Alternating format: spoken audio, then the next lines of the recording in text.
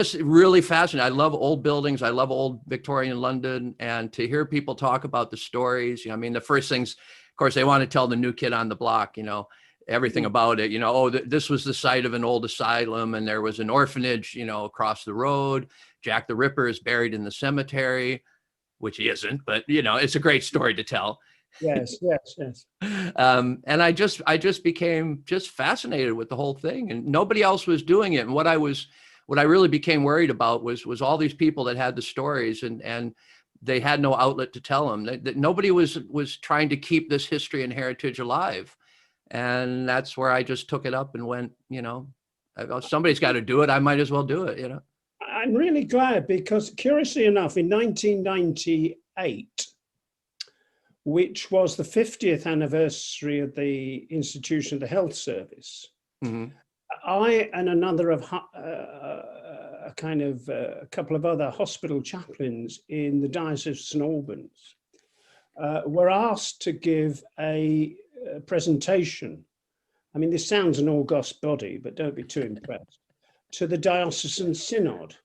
And the Bishop of St Albans at the time, a man called Christopher Herbert, was actually very interested in the work of the health service, a lot more than most bishops. And when we came to sort out, well, what are we going to say? Hertfordshire in particular had this cluster of long-term, long-stay asylums, that's the right word, asylums anyway, sort of kind of very close together. The three which ended up as learning disability stroke mental handicap, Leavesden, Harperbury and Sel Barnes, which in my day worked together, first of all as part of the North West Herts Health Authority and then Horizon Trust. And then three mental health psychiatric, Shenley, Knapsbury and Hill End, were all really quite close together. Yeah. And it was mainly to do with the railways. Oh, really? If you look on a map, all those hospitals are within a couple of miles of a railway. I mean, all of them apart from Leavesden. Leavesden is kind of slightly off centre in one sense. Are within a couple of miles of the London to Bedford, and then eventually onto Sheffield line, the St Pancras line. And Leavesden is about a mile and a half or so, give or take, from King's Langley station. Yep. So I think it may be in Monica Diplock's book, but it's so long since I read that. Yeah. It said that when they were building and when it was first opened, when they were building Leavesden, there used to be a kind of a sort of horse and cart service from King's Langley station. Yep. Of course, more recently, I mean, and then there used to be a bus service from Watford station. So, because I mean, I think the idea generally was that, as you put it on one of the videos, out of sight, out of mind. But also, I mean, the kind of more benign view is that they were largely serving, not exclusively, but they were largely serving the residents of North London, parts of North London. And so they could, before most people had cars, they could get a train, or the family, in theory, could get a train, and then either the bus or the horse and cart. Well, we do. It's from the railway station. Yep. And that's why, and that's one of the reasons they are located where they are. And it was not out in the country, and they had enough space to be have all the things, the farm and the orchard and this, that. And I mean, that makes perfect sense, because I get asked quite a bit, why did Hertfordshire or, southern part of Hertfordshire seem to have all the large, mental health and asylums and everything? And I think you've just summarized exactly why we had so many of them here, because we had the space, we had the acreage. A lot of them, like Leavesden, had 40 some acres of farmland that came along with it because they were self-sufficient. I didn't, the penny really dropped when you said about Kings Langley Station, because we have letters from people back in late Victorian times coming to Kings Langley to visit people at Leavesden. So that would have been the station they got off on. And that literally is a walk down the road, you know, a mile or two. And so that really is interesting. That's a good summary of just the question, why did we have so many in this area? Because they were all they were out in the country and close to train access. So it makes perfect sense. So that's great. Yeah. If I could just ask, so I can feature you in a good light, could you just tip your camera down just a little bit? Perfect. Is that okay? There, excellent. That's what we like. The shoulders up, you know, very much thing like that. That's how we like to, being a former producer. So, oh yeah. Oh no, don't worry. No. This is everybody knows this is about as amateur as you can get with me. So, but it is a good way to you know, record all this. And so you're my first first Zoom interview that we'll be posting. So just want to go over the T's and C's a little bit, just so you know. I'm going to be recording this conversation, and then I'm going to be posting the video of our conversation up on our YouTube channel. Nice. Some of those. Yeah, for people to be able to, you know, like I said, your name has come up. You're in a lot of the literature I've been reading, so I'm sure people will be fascinated in seeing you and hearing you talk about your story. So I need a lawyer or an agent. Well, I don't know. If you get an agent, it pretty much takes me out because I have no money. So, although I do say that to a lot of people, I'll have to talk to my agent. I don't know about that, but so yeah, so that'd be great if we can do it that way. So, Clive, I'd like to go just right back to the very beginning of your time at Leavesden. So, what were you doing at that time? How did you find out about Leavesden? What actually brought you there? My official start was the 1st of November 1989, and the night before there was a welcome service. But I first, when I've been a clergyman for a long time, and when I first discerned, if that's the right term, a vocation, when I was 19, I think, I'd always been a bit interested in hospitals. Mm-hmm. And I thought, well, at some point, I would really quite like to have a crack at being a hospital chaplain at some point, and either decide that was actually really what I was meant to do and be, or get it out of my system. And so when I was ordained deacon in 1977, and actually in the autumn of that year, it was the first time I saw Leavesden Hospital. I went to a lecture about bereavement by a kind of well-known guru on bereavement, at least in Britain, called Colin Murray Parkes, who had written a very influential book on it and done a lot of research and was kind of our guru on it, really. And I remember being driven, I didn't have a car at the time, being driven there by this couple I knew who were also, for reasons I won't go into, interested in the issue.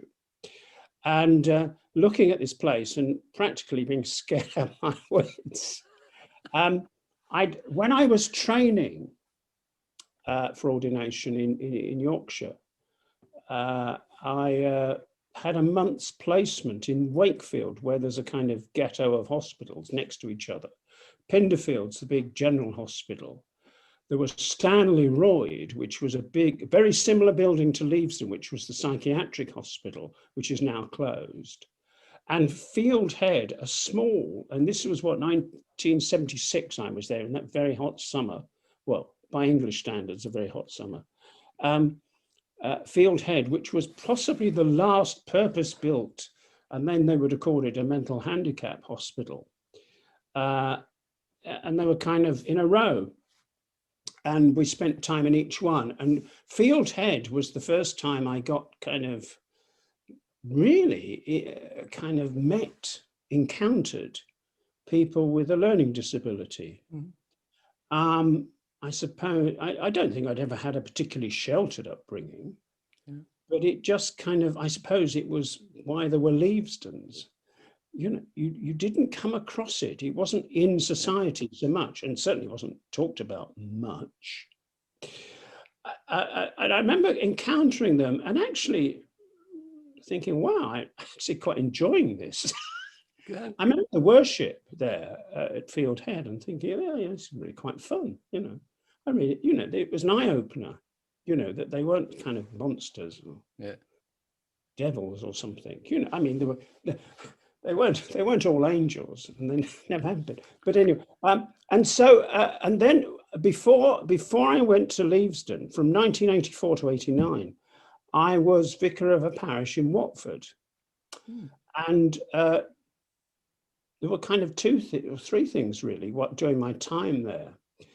One was that within the parish there was a small industrial estate, and on it was what they used to call an adult training centre, which was like a day place where adults with learning disabilities went. And they did various kind of bits and pieces, and they did do some work, and they also did some education and various other things. And I remember one day rather boldly just kind of wandering up saying naively, oh, I'm the vicar, what goes on here? And they were very welcoming, and they said, oh, call in any time, you know. So I did. Well, not a lot, but I did. And then they were actually from Sell Barnes. There was a new estate, actually a council estate, which in the mid-80s was beginning to become unusual.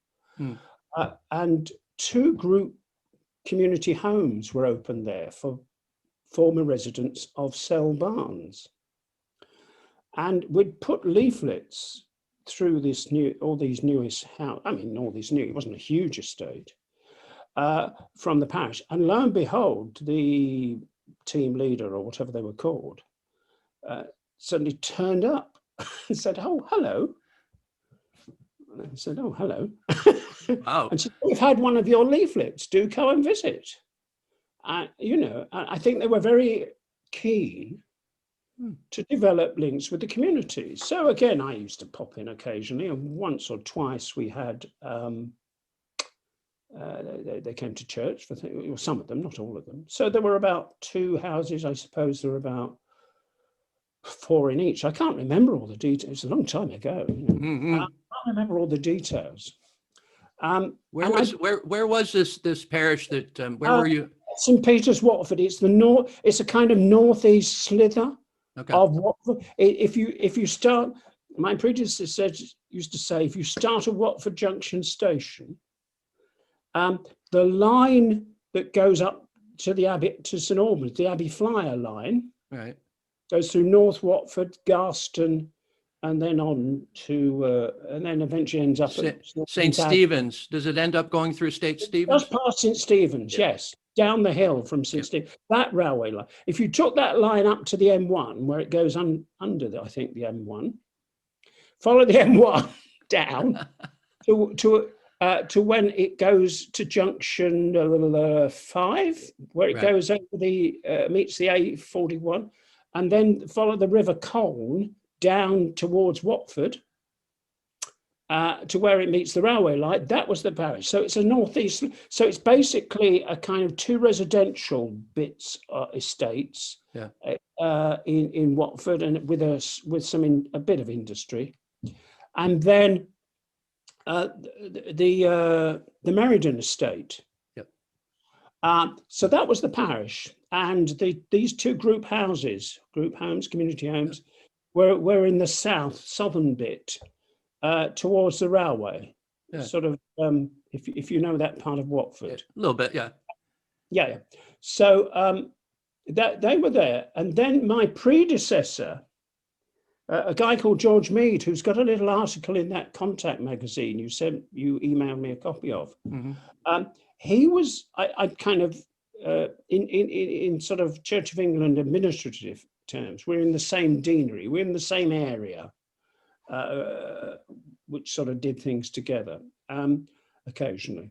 And so I knew George, and he was ill in about, I don't know, I suppose about 88, something like that. And being sort of foolish, young and foolish or something, I could just about take the main service at St. Peter's and get up to Leavesden to take their morning service, because then the Anglican service was at 11:15, I think, because there was Catholic Mass on a Sunday morning at 9:30, I think. Anyway, 9. So, and our service was at 10. So I used to take the service and for about once a month for a few months, I used to go and take the service at Leavesden and enjoyed that. Yeah. Nobody else, and when George decided, when he got a bit better, got back to work, he decided he really ought to kind of retire. And so he went off to Norfolk. And then, in a foolish moment, I thought to myself, I can do this. And it was not too disruptive on the family. Our boys were at school, but they could still go to the same schools. My wife was teaching, and she could teach at the same school.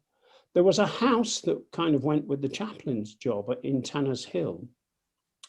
Really? And number 34, Tanner's Hill. Well, it had been in our day. There used to be one in the grounds years ago. Yep. But I don't know what, I think that had been turned into kind of halfway house or something. Yep. It became residential housing for the patients that were in the hospital. Yeah. A kind of preparation for going out into the big wide world. Yep, exactly. And so one of the houses in Tanner's Hill was made available. Right. I mean, George was there. I don't know if his predecessor was. I don't think John was. Anyway, and for various reasons, all that made it kind of not too inconvenient, if I could put it like that. And I just thought, well, I might as well apply. And I did. And lo and behold, although there was at least one, if not two other candidates, right, they appointed me. And I remember Jane Reynolds, who was the manager at the time, who was chaired the appointing panel. There was only about 2 or 3 on it. It wasn't a big deal. Saying after, I think when she left and we were chatting, she said that it was a slight gamble because I hadn't had a lot of experience. And I hadn't got much. I mean, hospitals and had always been kind of part of my thing. I did a bit of help, very part-time for a few months. I helped cover at Watford General when I was a vicar, because it was something that I felt curiously comfortable in. It's not everyone's cup of tea. I appreciate that. Yeah. But for some strange, quirky reason. So that's why I applied. And I thought, well, if and I knew it was time limited because it was meant to close. That was and that was made very clear that this is not a job for life. Yeah.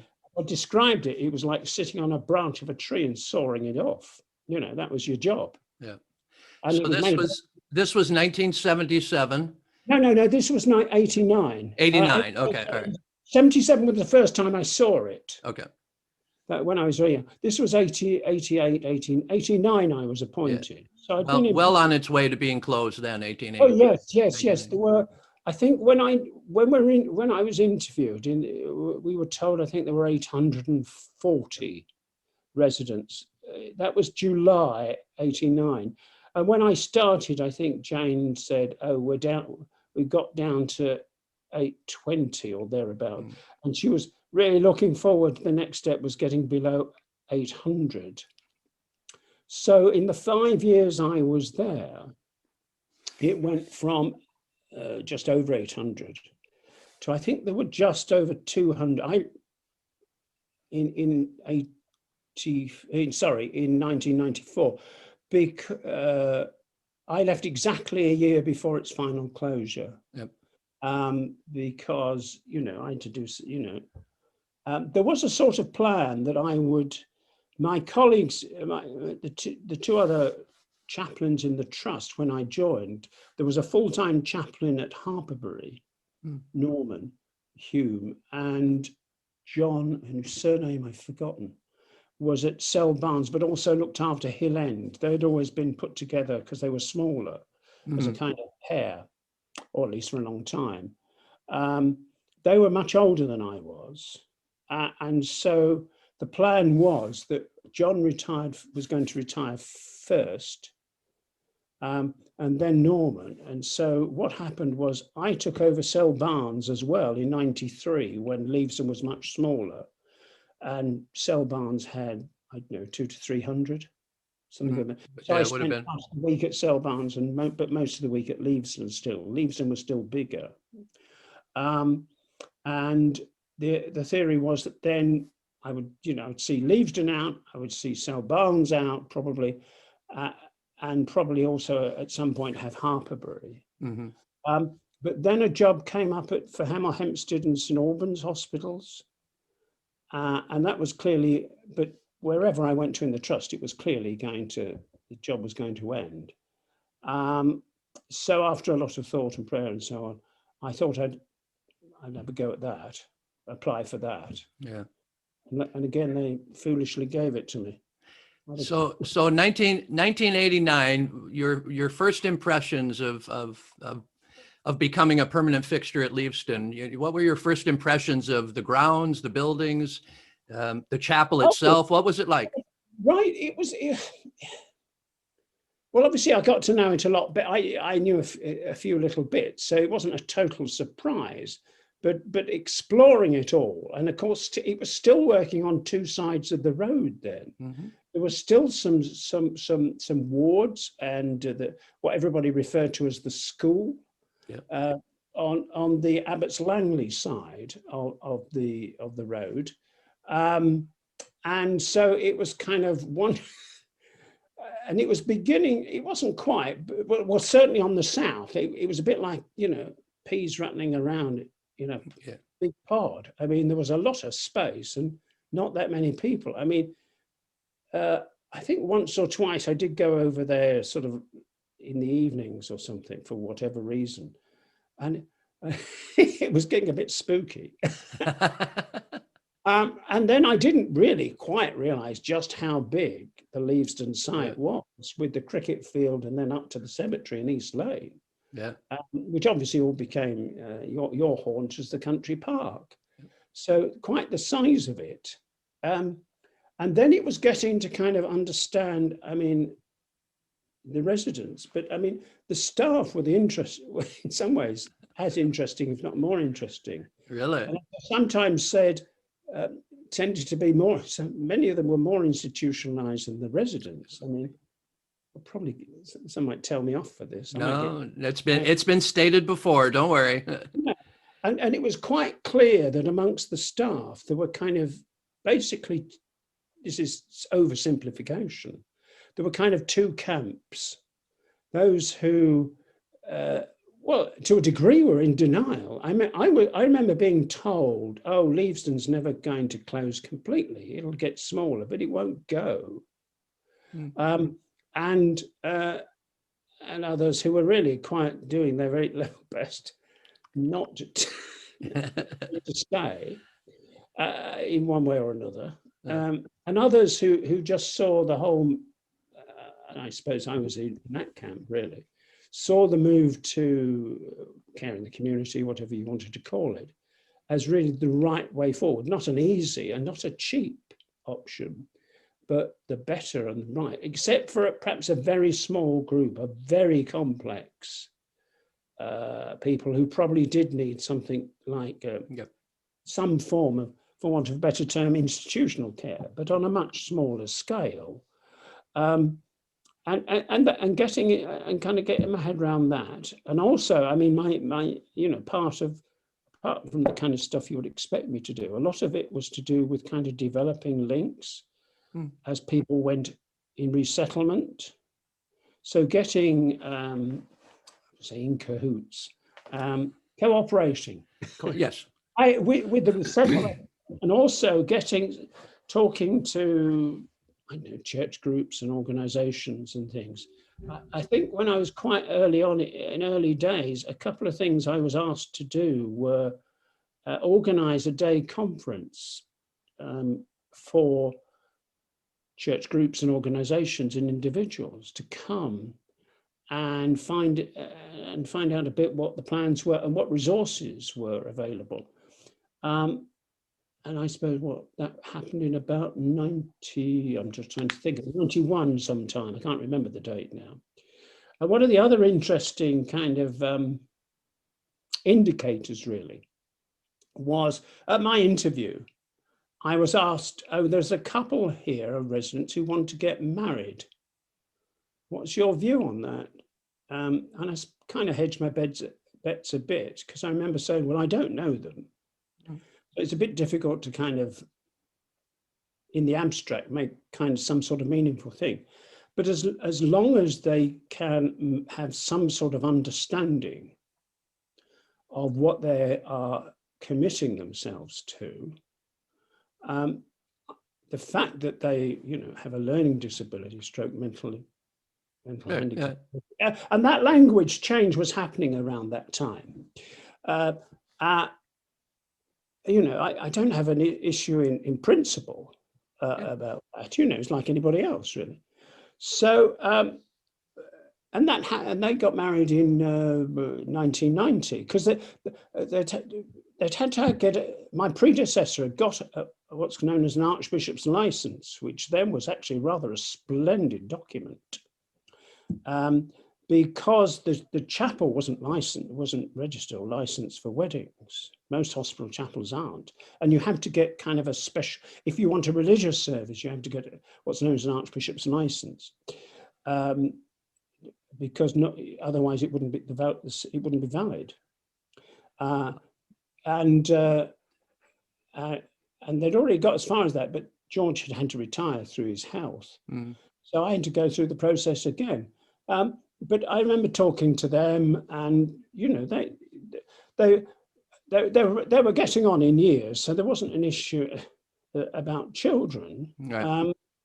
I don't want to be rude about them, but they were mature, riper years, mature. So I remember going to a case conference about it. I don't remember ever having a case conference about anybody else's wedding. You'd meet the couple, but you didn't have the kind of doctors, nurses, and social workers and sit round. Should we do? But anyway, but they got reset. I mean, apart from the fact of going ahead with it, and it was a good day. I remember it. So was this? They resettled to a place in Lincolnshire, Horncastle. I remember rightly. So was this? It sounds like this. So this is 1989-ish, or whenever shortly after you started. So was this something that wasn't really, two residents of a learning disability mental health facility like Leavesden wanting to get married? Was this like really like, wow, we've never done this before? And yes, that was yes. I think for some, I don't think I'm not aware of it happening at Leavesden before, and I'm not sure how common it was generally. Right. I remember one or two staff, if I remember talking about the two camps, there were some who thought this was great, that we're actually treating them normally, for want of a better term. That was one of the, normalization was one of the jargonish phrases. It was a term that was used back in the, normalization. Yeah. I was saying, well, hands up who's normal. But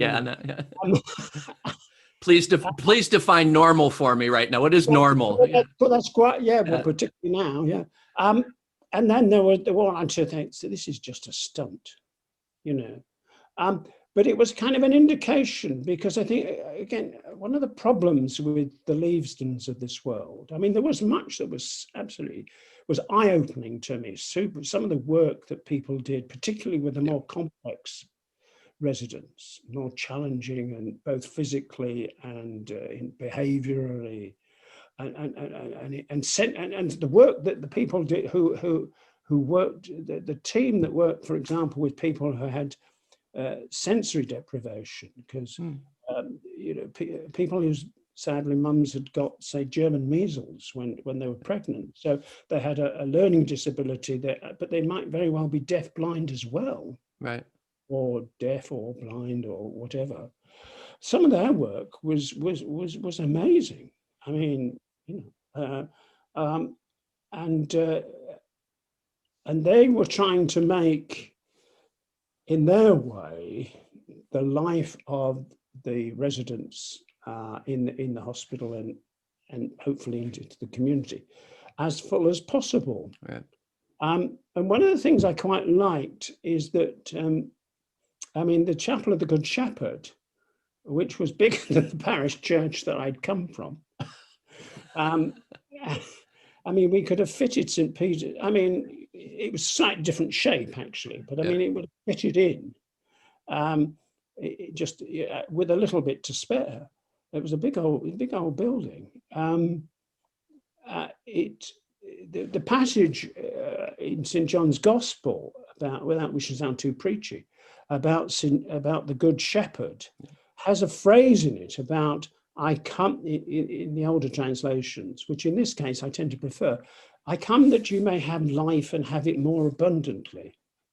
And actually that seemed to me quite a good, I don't know, motto, catchphrase, soundbite, I suppose, that to kind of hang it, you know, what I was about, as hopefully everybody else, right, yeah, was to try and that their life might be as full as possible. But that's true of all of us. And I remember talking once to it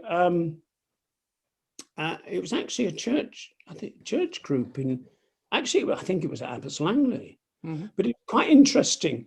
I said, you know, and somebody said, well, don't you think they're better off? And this is not an unusual question. These weren't nasty people. Better off, you know, in somewhere like that. And I said, well, if you think that sleeping 20 to a dormitory is good, and when you think it's virtually very incredibly difficult to get married, you think that's okay, then fine, I might, you know, and I think that was the kind of question I might throw back. Why, you know, and provide, you know, I think there are a very small group, but I mean, one of the things I had to do a lot was take funerals of residents. I think in the 5 years, it must have been the best part of 100. In Leavesden was elderly, top heavy, for want of a better term, in terms of the kind of age profile. That was partly because they stopped taking younger residents. But so we had, I mean, one of the service sectors, I think they called them, was known as elderly care, because, and they very often were intellectually towards the more able spectrum of people with learning disabilities. And I remember taking, when I took the funerals, and we kind of devised a package, but it was kind of. I mean, because one of the sad things was that many of them had very thin, if not non-existent, links with family. This wasn't true across the board, but particularly amongst the elderly ones. That you know, many of them didn't have meaningful links with their family. So when it came to, partly because they might have outlived them or whatever, you know, there were all sorts of, they went to all sort of nasty reasons. But what we tried to do was try to give as dignified an ending as we could. So, you know, it varied to the individual, depending on what sort of family they had, if they did have family connections. But very often the families quite liked us to effectively take over the arrangements. So we had an agreement with a friendly, in fact, we had a contract with a friendly local undertaker. You know, we would have the service in church, in the chapel. Then we would, I mean, the default position, we would go to the crematorium, which wasn't very far away. Although if there was any preference for a burial, then we went to North Watford Cemetery, unless the family had a family grave. And I remember going to one or two sort of North Londonish area. Right. And then we'd come back, and the catering department would provide a tea or whatever. Yeah. And because quite often one or two relatives, a handful of relatives would come, or if the family wanted to take it over completely, and that did happen in a few cases, that was fine. That was fine. But it was to give a more dignified and kind of valued and if you get to use that interesting word, normal again, rather than it all be quiet. So, were you actually involved in any services and burials that actually happened in the East Lane Cemetery? Were you personally involved with some of them? Oh, yes. Well, I mean, by the time I was there weren't any, if you like, full body burials. I noticed there was some stuff about East Lane, and I thought that might come up. We used to bury ashes there, inter ashes. Yep. So loads of them. I mean, it was one of the things that they didn't tell you about. But when I got to Leavesden, in the vestry in the chapel, my assistant, a lovely lady called Joan Andrews, who's in the closing ceremony video. Oh, really? Joan's in there briefly, talking to somebody. There was this kind of small suitcase, and I said, "What's that for?" And she said, "Oh, that's what you put the ashes in," because apparently it was my job. Nobody had told me. Okay. To go to the because the crematorium would keep the ashes, right? And because we were such a regular customer, every now and again I would go and collect, 2, 3, 4 sets of ashes, put them in this briefcase, bring them back to the chapel, put them in a specially built box in the chapel, and then we would inter the ashes in East Lane. So I did plenty of those in my time. No, and the other the curious story, I don't know if you've come across any records of this, but when the School of Nursing was closing, which was about 91, 92, something of that order. I can't remember the exact date. They were emptying the cupboards, and they found some bones. Oh no! And then, and I remember that one of the lecturers or the head of the school rang me up and said, "We found some bones. We're not sure if they're real or anything. Any idea what we do with them?" So I got Dr. Hall to have a look at them, and he said, "Hey, yes, they are real. They are human, and there's more than one, but they had no record." I mean, it was sort of odds and ends. I mean, it kind of sounds sort of bizarre, and apparently it was my job to sort this out. And they said, "Well, we must dispose of them properly. What do we do?" And I said, "I haven't the foggiest idea." So I rang the coroner's office. I spoke to somebody and said, and I literally went to see the coroner's officer at Watford Police Station, carrying these bones in a bag in some sort or something, and saying, and I'd rang him to warn him. Yeah. And I said, "What do we do with these?" And they said, "This is interesting." And he said, "I'll have a word with the coroner, because I said, "We've got our own little cemetery. We can dispose of them decently, but we have no idea who they are, and there's more than one." Yeah. I mean, they weren't complete skeletons. It was just an assortment of bones. And he said, "I'll have a word with the coroner." So he had a word with the coroner, and he rang me back, and he said, "If you could, put them in a box, a small car. I mean, because it wasn't a full skeleton or anything like that, but it was just this collection. Inter them in the cemetery, but in every record thing you could find, it was patient affairs. I think we used to deal with the funerals and things department. Record this and put something in the box and in some chapel record. So we read. Somewhere in East Lane, and the gardeners would when it was time to inter some ashes, the gardeners would dig a little hole for how many we needed, and they would fill it in afterwards. So I spoke to the head gardener. I said, "This is what we've got to do." Somebody in the works department built us a box. I think I had to take them up in the back of my car. I think the gardeners lowered it in for me, and then they disappeared. I did a sort of very adapted, said a few prayers or something.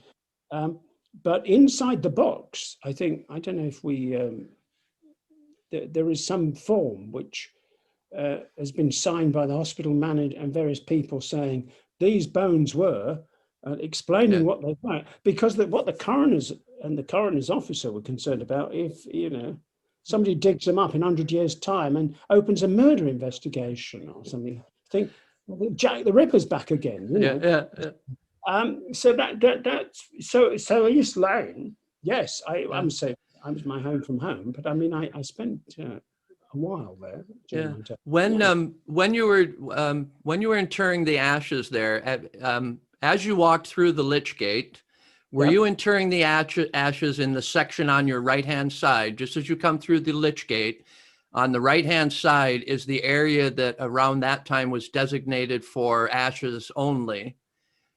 So there's a big stone there now that dedicates this. I think so. Would have been just on the right-hand side, because there's no marker stones. All the marker stones are on the left-hand side. So the ashes that were interned without marker stones are on the right-hand side as you walk in. Right through the lich gate on your immediate right-hand side is that 1/4 of the cemetery. I think it was there from memory. Okay. I really must, when I'm allowed, when we're allowed out. I mean, as I mentioned, one of our sons lives in Abbots Langley on the other kind of the Kings Langley side of Abbots Langley. But I mean, I have been in the country park since. I'm very much looking forward to hosting your visit, Clive. So whenever we can, please come down. I'd love to spend the day. I can't remember the last time I was in the East Lane Cemetery. But I was pleased people are interested in it, because I mean I'm glad. I mean I'm interested in history. I mean half my first degree is in history. I've only got half a degree in history. I have a lot of half degrees, yeah. The other half allegedly is in theology, but anyway, I've got. So I've always kind of, there's a bit of me that is a historian. What was in the Chapel of the Good Shepherd when you had services there? What were they like? Who attended? Oh, right, yeah. Well, what was that all about? Well, it was quotes as normal, unquote, as we could. There was an Anglican, when I first arrived, there was Catholic Mass it was 9 or 9:30. The priests from Divine Saviour in Abbots Langley used to I don't know if it's still run by an order. I know the church is still functioning, but there was a missionary order used to staff that, and they always used to supply the Catholic chaplain, who was to the hospital, and they used to say Mass on a Sunday morning at 9 or 9:30, and then we had the second house. So in the morning it was an Anglican communion service. It was adapted, and I don't think it ever went to General Synod or anything, but we had our own kind of simplified Eucharistic prayer, but it was the same shape, and I would give a little homily sermon that it was appropriate, and we used to sing 3 or 4 hymns. There was a kind of, to a degree, a little limited repertoire, although we would have, so that was it. And then in the afternoon, and now Catholic Mass was attended by, I'm trying to think. I would have thought there were probably a couple of dozen residents and quite a number of staff. In fact, somebody said it was, and indeed some people from outside used to come in because I think they found it convenient.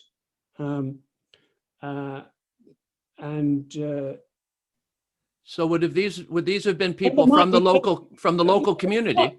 Yes, not many, but a few, because we had a lot of Irish staff, and we had a lot of staff from Mauritius, who tended to be either Catholic or Muslim. I mean, there were others as well, but certainly and staff from elsewhere, Philippines. Mm-hmm.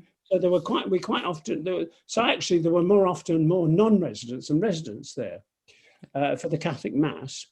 And I suppose actually altogether, I mean, when I first went there was probably 40, 50 people altogether. Yeah. And when I first started, we had about, I would have thought at the service, the Anglican service, which was 11:15, which was, and it had to be 45 minutes because they had to get back for lunch.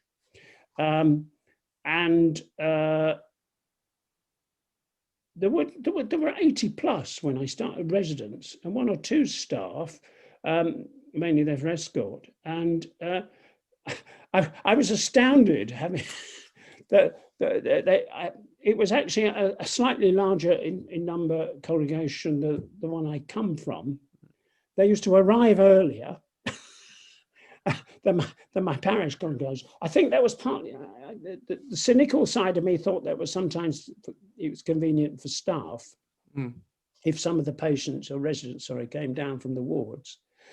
So I was sort of doubling up as a bit of daycare. But they were fine, and they used to.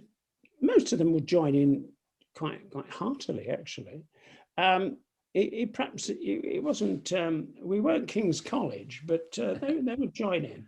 Yeah. And we used to have a carols. Well, we used to have a carol, and we did sort of. And in the afternoon, so on a Sunday afternoon, the normal pattern was a sort of very simple service of the word. But that was never that well attended in my time, and I think that stopped a year or two before I left. I think it would just. I mean, as I said, part of my job was to get rid of my congregation, which isn't not many. Yeah. You know, I'm here to help get rid of my congregation. I said, not many people say that. But you know, that was kind of a bit, you know, look at it as if I'm sort of a bit strange. Really. But did you have a what was your connection with the local community as far as volunteerism? Were there people volunteering with you? Did you reach out to them? Did they reach out to you? There was a little bit, not a lot. We had the voluntary services department, which bits of which I kind of inherited when it was closed. The way the strategy of the closure was, they didn't kind of chop percentages off every department. They closed wards and departments, sort of as a whole kind of thing. They just like closed it. Yeah. I mean, in that Contact magazine, there's a thing about the closure of the occupational therapy department, which I thought did some excellent, very specialist. I mean, as far as I understood occupational therapy, some specialist and splendid stuff. Did you work a lot with Monica Diplock, or did you have contact with her? She'd left. She'd left by then, 84. Yeah. It was a lady called Maura, I think, who's mentioned, a youngish lady, and she had some technicians, because they used to make all sorts of equipment, devices, whatever you want to call it, to help people, and they did some splendid work, and I think it was really very sad when they closed. There weren't that many volunteers who came in regularly to the hospital. from my I was trying to think. We had a couple of organists who came in actually, and we had a young music teacher called Patricia, who played the organ, but did a lot more than that. I mean, do you remember her surname? I really can't. And Okay. she lived in Leavesden. And it's terrible. You'll find a lot of this. I can't remember. Remember things. But things like at Christmas, there was, or pre-Christmas, there was this. It was almost a lot of churches, mainly in London and sort of roundabout, used to give us stuff, mainly toys and things. I mean, that was the voluntary services department, and then they would be given out to, but sometimes toiletries and stuff that would be suitable. But and so sometimes I would go out to say thank you if it depended.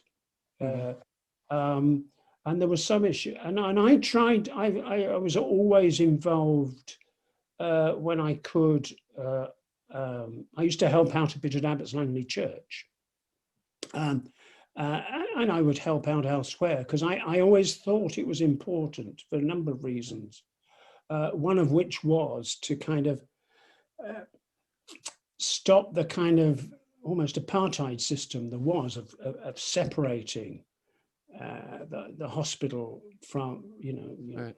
Nobody goes in, nobody comes out. As I said, was this a separation just within the church community, or did you feel that was part of the whole atmosphere of the hospital? I think that was more general than just the church. I think, as I said to people, they had walls at Leavesden, and they were, and they were built for a purpose. Yep. I remember reading. I came across a document, you may very well have it. I think it was in the 1930s or something, 20s or 30s, when it was in the charge of the old London County Council. Yep. I can remember when I was a boy, because I grew up in London. It was the kind of staff guide. And it was hard enough for a member of staff to get out, let alone the idea that, the shocking idea that the residents would go beyond the walls. I mean, this was what, we have two of those copies of the manuals of nursing and everything, and one of them, I think, just because I found it fun, I think it was article number 319. If any staff nurse wanted to spend the evening out, she had to have written permission from the head superintendent.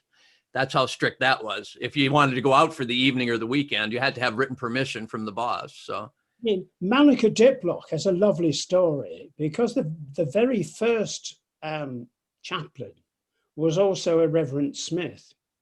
Apparently he resigned because he was caught going to the pub, and at the service part, your video doesn't have anything. There was a service in the hall. Because the chapel wasn't big enough, you see. Yeah. We had and I remember the chairman, Ken somebody or other, in his little talk, making reference to this and turning to me and say, "We never caught you, did we, Clive?" But we all laughed. I've often wondered, in regards to that closing ceremony videotape that was made. We now know who the gentleman was that actually made it, but I always wondered why anything in the actual service itself wasn't included in that.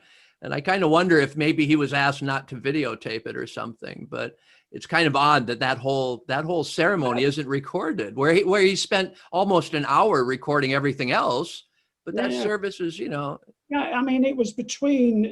I remember the band marching up and down. Coldstream Guards, yeah. Yeah, and also, all those exhibits and chatting and all the rest of it, and then the kind of parade to the football ground and the fireworks. I remember it. But yes, there was none, and that was a shame, because I think it was a good service. Yeah. I mean, the hall was packed. Yeah. In regards to the recreation hall, were there any occasions where you held services there in the recreation hall, and what were they for? Yeah, there was a couple, 2 or 3 times I held carol services there, because what we'd done when I arrived, the tradition was the last Sunday before Christmas, instead of the normal communion service, there would be a carol service. So I think there was this thing, thou shalt not disrupt, was the kind of, had been the mantra. And Jane Reynolds certainly, I think she actually more or less used these terms. I'd like you to be a disruptive factor in the place, you know. I don't know, achieved all that, but anyway, and I remember talking to a member of staff who actually deliberately came in either the first or the second year, because Christmas was very soon on. I arrived beginning of November. Christmas, wasn't that long after. So I was just finding out what happened, and she was saying it was a shame that not more people enjoyed it. So what I did was, I think we may have done it once more in the chapel, but certainly 2 or 3 times, we took over the hall, and there was actually a very large screen that could be brought down. Really? Still, I mean, I think whether it was a relic, antique, from when they used to show films there. But anyway, and what I did, I mean, it took quite a bit of organisation, but I went round. I mean, I developed reasonably good relationships with the various daycare services. And what we ended up doing was taking, we had it one afternoon. Most of the daycare staff brought their clients or residents who would come to the chapel, and we sang carols, but rather than sort of fairly rousingly. Like I said, we weren't King's College, Cambridge. Yeah. And I used some. There's a very good set of. I mean, shows how this is a while ago. This is pre-PowerPoint. There's a very good set of slides taken, which are stills from. I don't know if you know. Franco Zeffirelli's Jesus of Nazareth. But from the film, there are a set of slides, or there were. These are now scientific antiques. Yeah. A very good set of slides. So what we did was, instead of we kind of reread it, or somebody read, but we also had the slides coming up. Somebody was pushing the slide, so they had the pictures, which are real people. It's from a film. So you had a kind of grown-up nativity scene, the 3 wise men plodding along and all that kind of stuff. And that seemed to work really well. And we got a load more people there. So we used it 2 or 3 times for carols in my time. We used it, we had the wedding reception there. I remember that. And when we had that conference I mentioned, we had, we certainly had lunch there, and we had exhibits in there. Because there were various kind of, for want of a better word, churchy organisations. I mean, the Roman Catholic Archdiocese of Westminster, for example, had something called the St. Joseph Centre, who were in Hendon, I think. I had good relations with them. And there were various other things, bodies. L'Arche communities, which were kind of pioneers in a way of community care, in that they were kind of households of people with learning disabilities and, quotes, normal people, unquote. And the, quotes, normal people were often volunteers or people there who did a kind of year or 2. They were quite often young people. But there were 1 or 2 who were kind of permanent or permanent-ish, where they kind of lived together. And there were 1 or 2 kind of, we knew somebody, a couple actually at Abbots Langley Church, had a daughter, I think, who was in a residential community, gosh, was it in North Yorkshire, I think, which was a bit like that. So there were, I can't remember them all, but there were various organizations had stands, and we used that. And of course, the Royal Naval Association were there, had sort of taken over the tenancy of the hall. And so there was, I don't know if you look at, because in the hall, in the bit in the... yeah, there's a big ship up there. Ships, and there's all those naval flags. Yeah, yeah. And they had the bar. So I remember we had the bar open for the conference. So that was great. That helped. That helped it go with a swing. So they were there. So I did use it. One of my funny stories was my office was moved. I used to have quite a lot, an office that was, or offices really, and a room that was really bigger than I needed. And as the resettlement team expanded, they needed more rooms. So I was asked, they moved me around the corner. And I was there's a little courtyard. Is the hall, what was the hall still there, or did they do? The recreation hall is still there. Yep, looks gorgeous. Well, yep. On one side of the hall, there's a little yard, Yep. and then there's some buildings. Yep. Well, my office was in that was moved into that building, and I remember one day looking out of my office window, but all of a sudden there were a load of policemen in riot gear. And I thought, is this a new management technique? Is this a raid and nobody's told us about it? And what I discovered was, what happened was, but they kept it, I think they wanted it out of the press for some reason, was that they'd just abandoned, if you like, the old Abbots Langley side of the site. But it hadn't been demolished or anything. So they had, and on that side, there was a courtyard with some buildings around it. And some enterprising member of staff had twigged that the Hertfordshire Police, I think, apparently the Home Office, there had been some problems. Apparently all police forces had to brush up their riot control. And they hired out this courtyard on the Abbots Langley side for the police to play riots in. Yeah. But as part of the package, they also got, I think they got lunch in the hall. And so they all came over in some vans, I think, and disembarked outside my office window and went into the hall for their lunch. And and then we found out, but I think because I don't know, there've been some riots in Brixton and Liverpool or somewhere. Anyway, the Home Office had issued this decree. So there were all these police in riot gear, which was a bit of a shock. But anyway, that's a bit by the by, really. Funny enough, I have actually talked to two former police officers who did do that training. So they tell me stories about going over to the South Side and using that as a training facility on numerous occasions. So they thought it was a great place to go train because it had everything they needed. What was the atmosphere of spirituality within the church, not only residents but staff?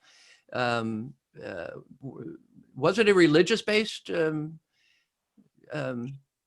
Yes, I think it. I guess my question is, do you feel that the spirituality, of people that were residents of there, was that seriously considered? Was that addressed? Was it something people wanted to, That's a very good question, and it's quite hard to quantify. I personally, but perhaps I'm biased, I was always quite moved by sometimes the spiritual insights of residents, and they would sometimes say things to me that was really quite profound. And I found that very moving. I do sometimes say to people that actually my experience at Leavesden and a little bit at Sal Barnes were made me kind of understand the meaning of being fully human and what it is to be human. And indeed, because I think we are none of us are perfect. And I think it's our imperfections and our failings that sometimes we want to cover up. And one of the things, again, I mustn't romanticize. One of the things about people with learning disabilities, and I think why for some people it was frightening that the community care was coming in, is that they remind us of our imperfections and failings. However intelligent or physically well we are, or whatever, but actually it's sometimes through, not rather despite, where we fall short, or that actually we understand something about being fully human, because some of them had some, got it. Yeah. And quite normal people sometimes didn't, or they saw what was important. Yeah. And it sometimes to bring me up. We, as I think I mentioned, in my email, we took a group to Lourdes. Again, one of the jobs I was given by Jane, I think it was she said, in the past, they've always organised trips to Lourdes, but they stopped. And she didn't know why. She said, could you look into it? And so I did. And I came up and I discovered a charity called the Across, ACROSS Trust, who ran pilgrimages to Lourdes for people with either serious illness or disabilities. And I got in touch with them because they had these things called jumbulances, which are specially adapted coaches, which could take, I think there were 8, it could take 8 stretchers and 16 seats. And it had a little kitchenette, and they had 2 drivers, so they took it in, and they could take you from wherever you were to Lourdes and back. And they had special places in Lourdes, sort of little hospitals, I suppose you call them, in Lourdes that were adapted. And it was interesting, the staff I took, because I cobbled together a group of staff and volunteers and to go to Lourdes. And actually the staff were really quite moved by it. Some were Catholic, some weren't. Some were Anglican. And actually I knew of, but I'd never been to Lourdes. And actually I found that very moving and profound and sort of, and I remember we had a kind of little reunion of the staff who went in one of the pubs in Ambers Langley, and they all said how much they appreciated it. I mean, there were the curate from All Saints Leavesden came, and Patricia, the music teacher I mentioned, she came, and we had 3 nurses. They were in the last class of the old state enrolled nurse before they all had to become state registered nurse from the School of Nursing. They came, and 1 or 2 others, because we had 1-to-1, 12 staff, 12 residents, and we all what year was this? What time? 91, June. I think it was June 91. 91. Okay. Yeah, because it was a few months after I plodded around the marathon. I didn't run it.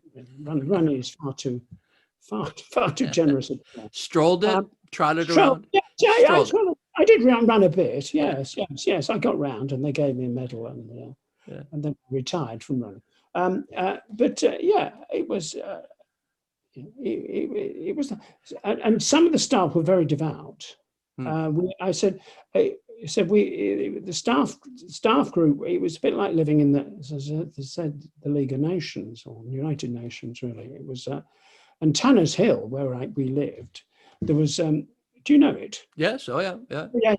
Well, they got that green in the middle, and our boys and the boys from kids from the other houses in Tanner's Hill, they used to play football and stuff on it. They thought it was great, and it was a bit like, because we had a lot of Irish, Mauritian, Filipino, Malaysian, South Asian, West Indian. There was even the odd English. Yeah. In somewhere. One very well remembered Greek gentleman that was an instructor over at the school.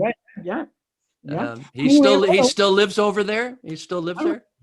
I mean, there were also, we had all sorts, and it was quite interesting. I mean, at Christmas, every ward had a Christmas party. Yep.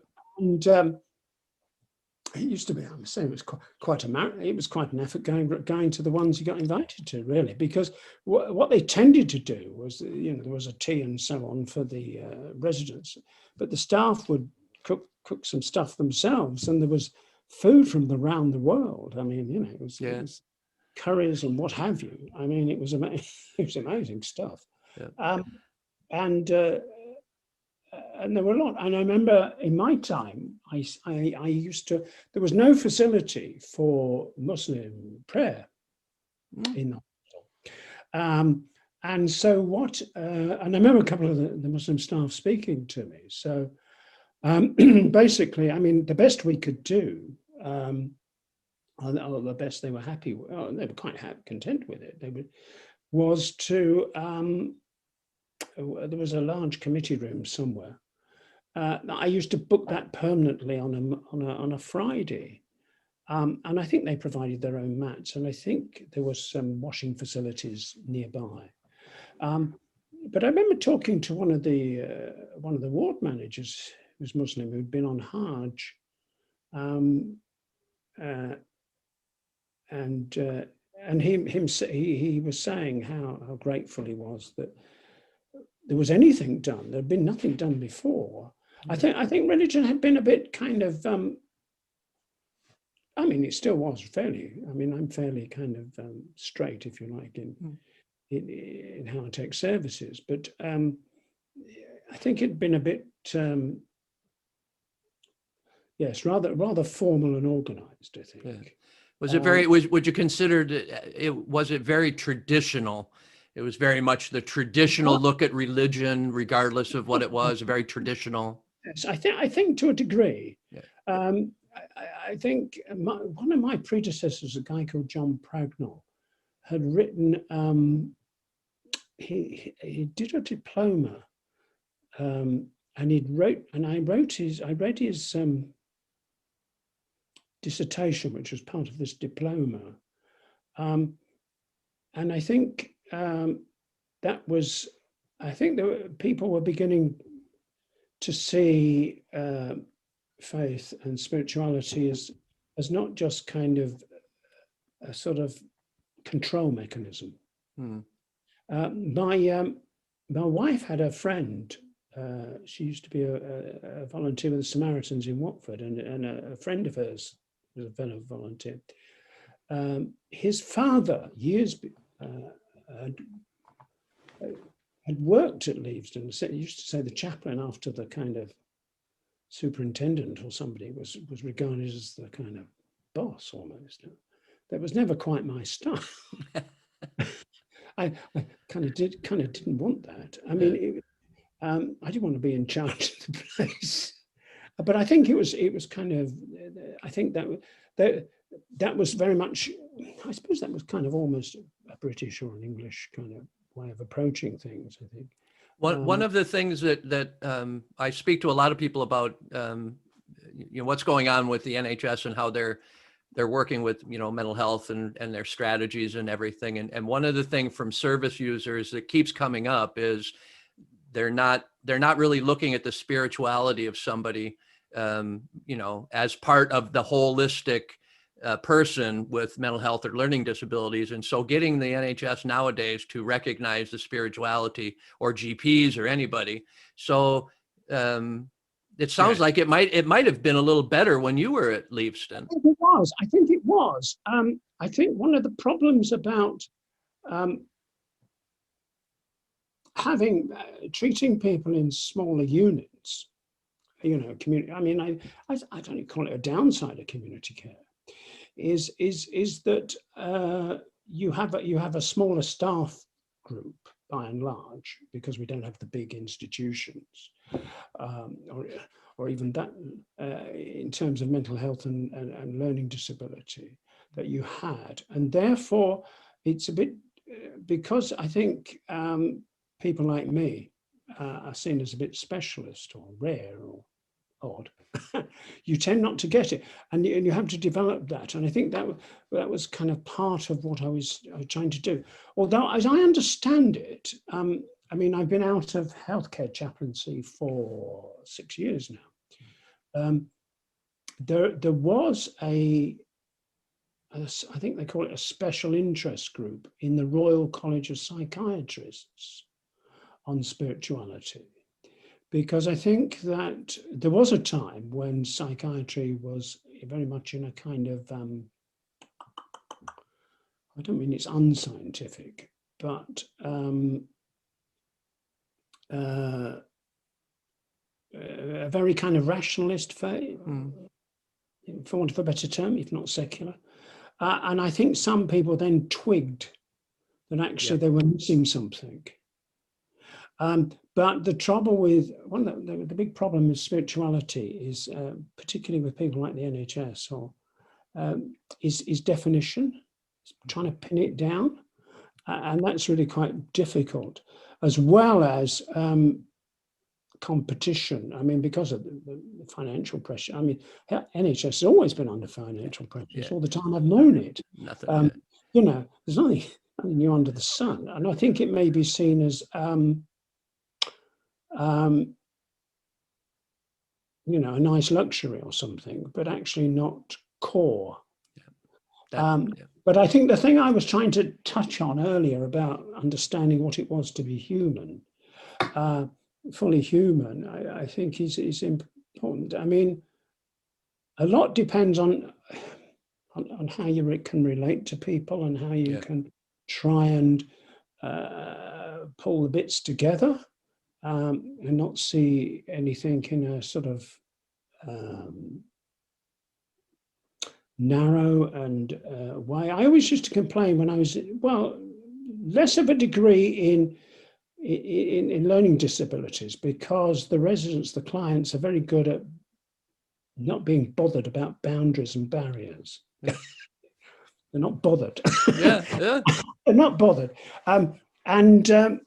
But I think in sort of larger hospitals, there's a lot of what I used to call silo thinking. You got your speciality, you got your ward or whatever, but sometimes not everything cross fertilizes enough. And I used to, I suppose part of my mission to be disruptive was to kind of say, what about that over there? And over there, and try and link some things up. And I think that is quite difficult, but I think, I remember once when I was at Doncaster Royal Infirmary here, I mean, there was somebody who said, somebody had written in the local paper that they mustn't make any more cuts till they shot the chaplains or something, got rid of them because unnecessarily. Somebody wants to see a vicar, they can ring their vicar or whatever. And I replied to that, and I said, somebody quoted Oscar Wilde, cynic knows the cost of everything and the value of nothing. And everything actually cost. I said, yes, there's a cost, but actually in the overall budget, well, certainly in general hospitals, we're kind of less postage stamps somewhere, So you were at the hospital from 1989 to 94. Till 1994. Exactly 5 years. 5 years. So during those 5 years of your work at Leavesden Hospital, what did you take away from that? What memories, how did that influence things you did in the future? What Yeah. What did you take away from your time at Leavesden? What has gone with you from them? Okay. Like I said, what it is to be human, and it's not all about perfection at all. I think how Leavesden, I think, was an example to me of how you try and bring about change. And that can be very difficult, particularly if it's kind of seen in a negative light. You know, you're losing something, not gaining something. About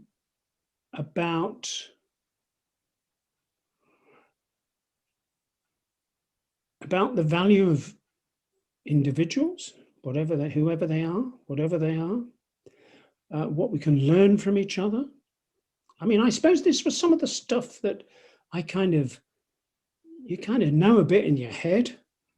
There's a phrase I like of Dr. Johnson's, that men don't need to be instructed, they need to be reminded. You kind of know stuff, but you kind of need to be reminded of it. And it kind of underlines stuff. About, you know, there were some people there who were, I mean, wonderful, I think really dedicated and really good. There were one or two, I think, who thought that the hospital was there for their benefit.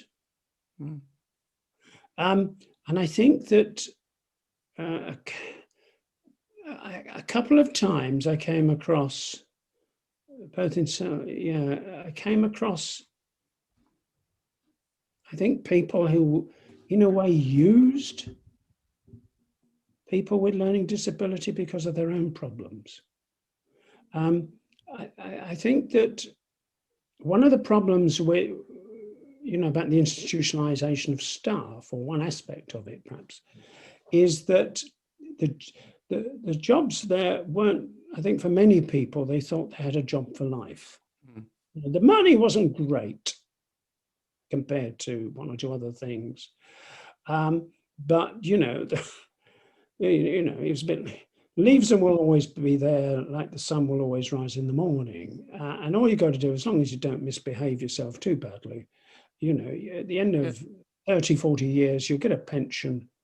And that wouldn't be too bad, actually, by your standards, as long as you got on. And occasionally I came across one or two, they tended to be more junior, one or two members of staff who I thought, you know, actually they had problems, but because they felt they had some authority or were better than, that kind of was a kind of compensation. That, you know, because they weren't, but there were loads of super people who really cared. But sometimes changing things. I mean, I remember being told that they changed slightly the lunch hour.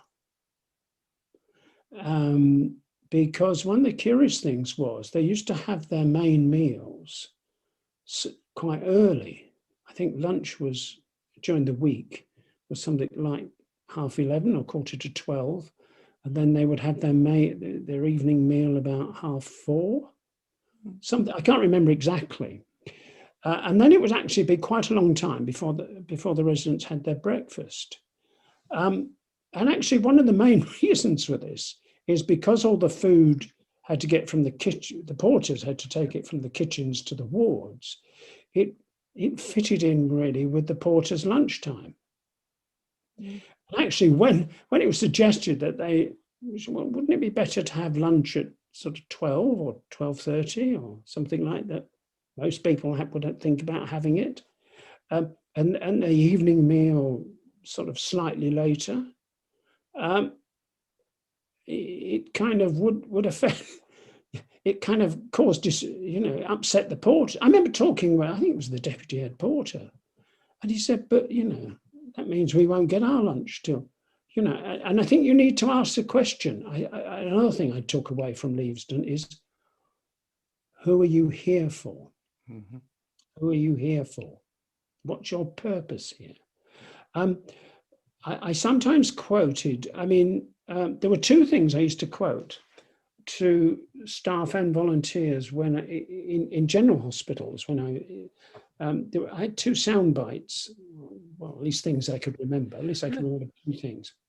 One was he's fallen into disregard, sadly, because of accusations of sexual misconduct. I mean, I'm not sure they've been proved, but there was a writer called Jean Vanier who was behind the founder of the L'Arche communities I mentioned earlier.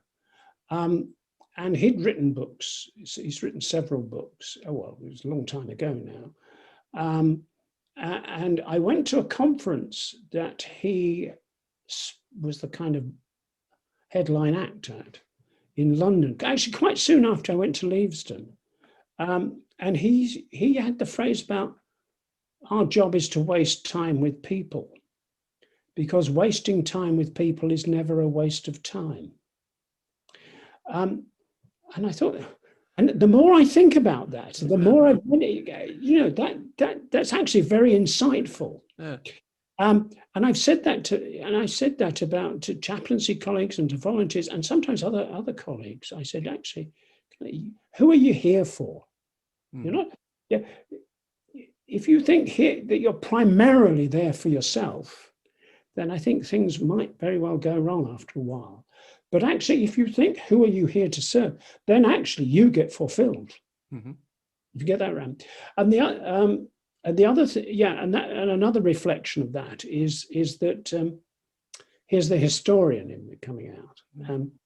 The Crusading Order, the Knights Hospitaller. Everybody hears about the Templars because of the Vinci Code, but the Knights Hospitaller of St. John of Jerusalem, apparently in their rule, their kind of constitution, there's a phrase about our lords, OLRDS, our lords the sick.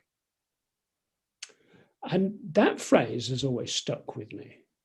That again, it's and I kind of was reminded of that with Leavesden and wasting time with people. That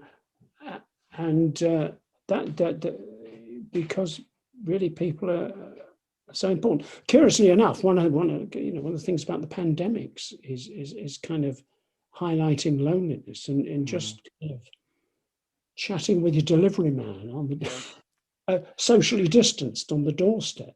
You know, suddenly taken on a really quite important thing, and that could be seen by some as a waste of time, but it ain't. Yeah. Wow. Clive, I don't know what to say. I thank you so much for your time and everything.